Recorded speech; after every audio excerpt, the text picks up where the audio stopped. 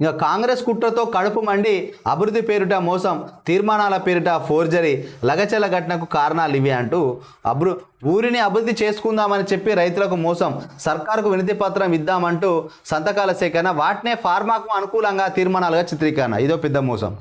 మాకు ఇక్కడ వీళ్ళట వినతి పత్రం ఇచ్చినట, సంతకాలు పెట్టి వినతి పత్రం ఏదో ఇచ్చినట. వినతి పత్రాన్ని వీళ్ళు ఈ సంతకాలు ఉన్నాయిగా అని చెప్పి ఫార్మాకు మద్దతు తెలిపిన రైతులు అని చెప్పి ఆ సంతకాలను వాడుకున్నారంట. రైతులకు తెలియకుండానే సమ్మతించినట్టుగా పత్రాల సృష్టి. పథకం ప్రకారమే భూసేకరణకు 6 నెలలుగా అడుగులు. 5 గ్రామాల్లోని రైతుల కండ్లకు కాంగ్రెస్ నేతల గంతలు. ఫార్మా నోటిఫికేషన్తో భూముల్ని బ్లాక్ చేసిన బ్యాంకులు. విషయం తెలిసాక రైతుల్లో కట్టలు తెంచుకున్న ఆగ్రహం. మమ్మల్ని మోసం చేశారంటూ కాంగ్రెస్ నేత శేఖర్ పైన దాడి.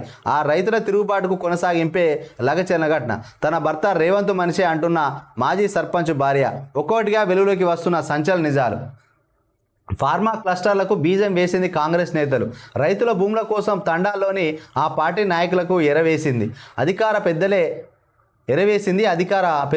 సీఎంను కలిసేలా చేస్తామని 5 గ్రామాల నాయకులకు చెప్పి వారి ద్వారా వినతి పత్రాలంటూ రైతుల సంతకాలు తీసుకున్నది వారి. ఫార్మా క్లస్టర్కు ఒప్పుకున్నారన్నట్టుగా ఆ సంతకాలను రైతుల సమ్మతిగా వక్రీకరించింది ఆ పెద్దలేనట. చూసిండ్లా, ఇక ముఖ్యమంత్రికి ఏదో వినతి పత్రం ఇస్తే ఆ వినతి పత్రంలో వీళ్ళు తప్పుగా ఏం రాసుకున్నారంటే ఫార్మా క్లస్టర్కు రైతులందరూ మద్దతు తెలిపింది, ఇదిగో సంతకాలని చేసి చూపించిందట.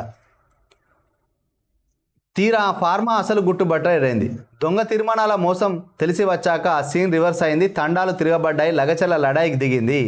ఆ తర్వాత జరిగిన పరిణామాలు జాతీయ స్థాయిలో చర్చనీయాంశంగా మారిందట.